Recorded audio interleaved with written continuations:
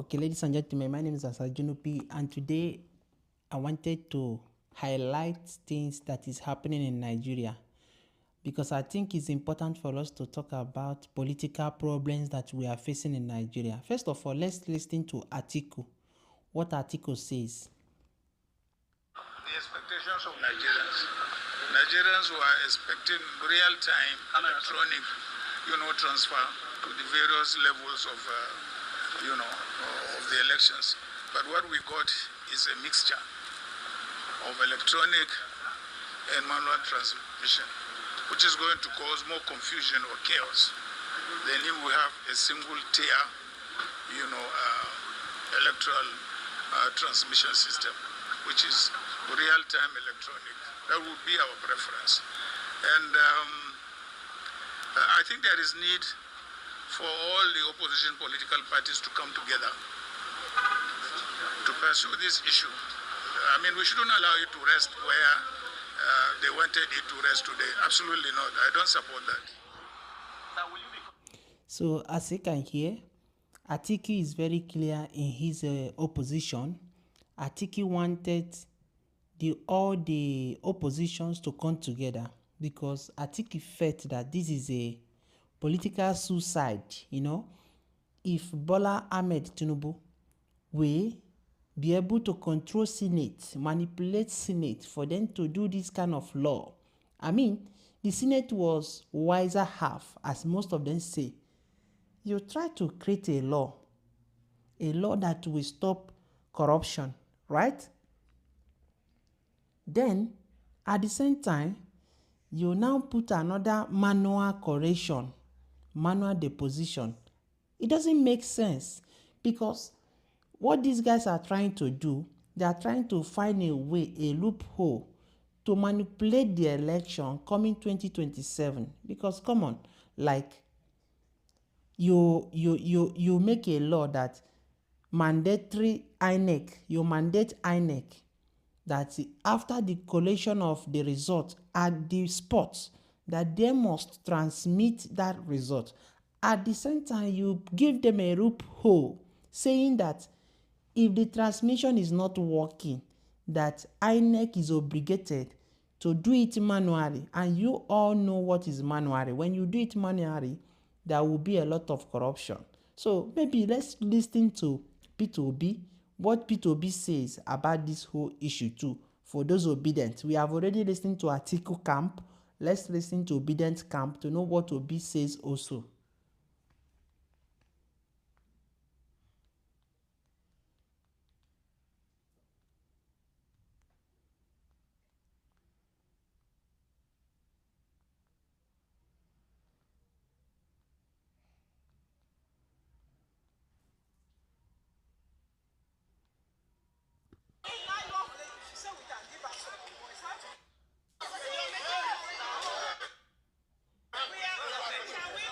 Okay, let's listen to P2B.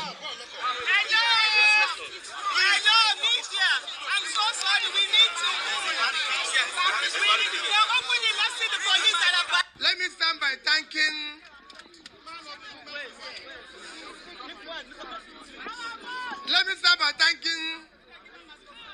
passionate Nigerians that have come out this morning to be able to be part of this just demand for free, transparent election process.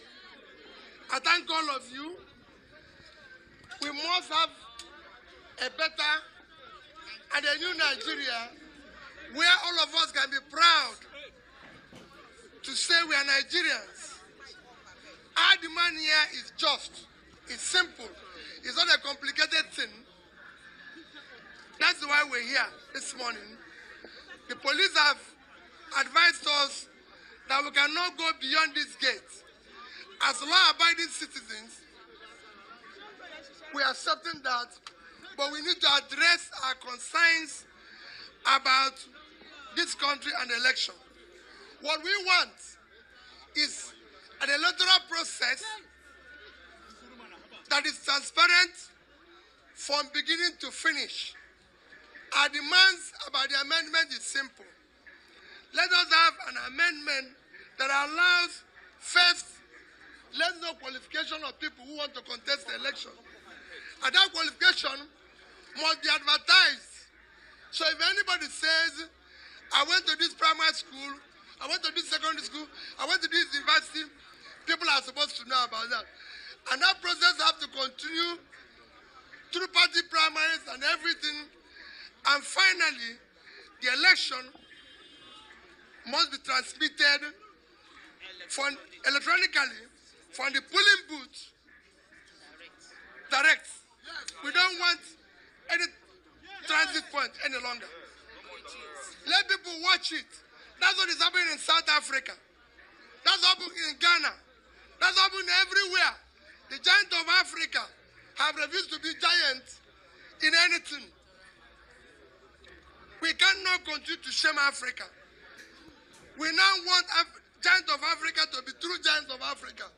And the only way we can do it is to live a transparent, honest life, starting from our election processes. So what is the danger if Okay.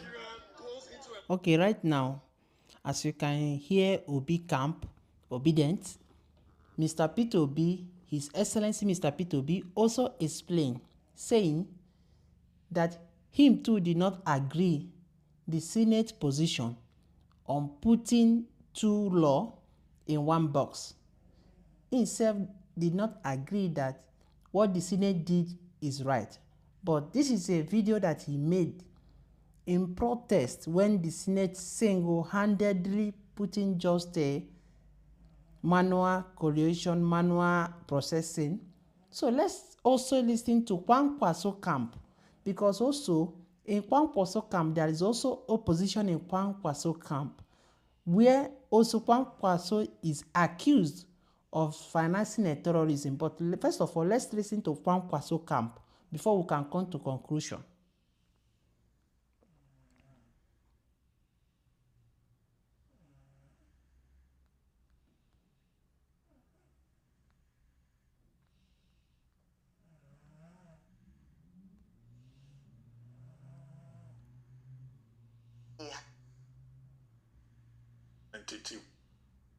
Matters, and that we Nigerians elected them our kings, not our servants.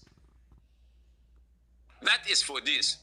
And of course, the issue of Chris Smith, I learned of it through my son yesterday around 10 o'clock. He sent me a clip. And later on, a lot of people started bombarding me with questions as to that Kwankwaso was a financier of terrorism because, according to him, he was the one that promulgated a Sharia law in Kano that have made blasphemy a capital offense. I think that is most unfair. Most unfair to Kwankwaso, most unfair to his person, and most unfair to his integrity as a peaceful Nigerian. What we see is intrigues of election 2027. And you, my friends in Arise TV, are complicit in this, because either in 29th of December, is it January or 30th, your sister organization, This Day newspaper, published a story about Kwankwaso and said that Kwankwaso was demanding an impossible, putting an impossible demand on the APC, that he wanted 25% of all federal appointments, that he wanted to be VP to APC, or else he would not join. And incidentally and surprisingly, Arise TV constituted a panel of 3 people, all anti-Kwankwaso, and found him guilty, disparaged his image, his integrity, and blackmailed him into saying that he's selfish, he's this, he's that. That was most unfortunate coming from friends. I would have wanted to ask, did Kwankwaso ever, apart from the Paris meeting of 2023, with President Bola Tinubu ever met with anybody from the APC to discuss issues of either merger or defection? My answer is no. And if there is any evidence available to Arise TV or the This Day newspaper, who are my friends? Please, they should come up with that evidence and show the world. You are too a precious news platform that you should not be succumbing to blackmail by people who want to disparage the image of innocent Nigerians. Now, one thing led to the other. We were told, there were rumors all over that Kwankwaso was going to be arrested if he refused to defect to the APC, that Kwankwaso is going to be, this is going to happen to him, that EFCC will look for him, that ICPC will look for him. Surprisingly, the matter came offshore. That is in the US. And we wonder, from where did they get that story? And the Kwankwaso was the victim of Sharia, was the victim because he was governor 2003, and Kwankwaso decided, as he is, as a principled person, as a principled politician, to go all hog with General Obasanjo as president. When other governors in northern Nigeria found it expedient to tell the world, to tell their supporters that they can vote for them as governors and vote for Buhari as president, Kwankwaso stood his grounds, despite the fact that Obasanjo is a Christian, that whoever wants to vote for him must also vote for Obasanjo. That costed him his re-election as governor of Kano State. And there are... Okay, here is the thing. Basically, Kwankwaso camp already is against what Tinubu did. Like, when Tinubu joined with the Senate in concorded that Senate will, create or amend the election act law to remain the same, because basically the Senate did not do any needful. They do what they say. Some says is a half wiser. But here is the thing. Kwankwaso was accused also of terrorism. And according to what you have heard, that Kwankwaso himself is a victim of terrorism because he lost vote because of he did not support Sharia law.